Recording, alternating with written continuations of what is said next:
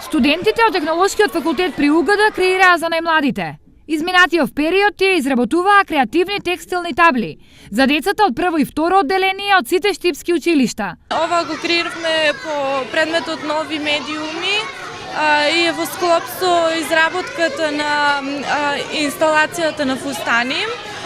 Ова го правевме цел семестар. Изработеното изминатиот период на учениците тие го подарија денес.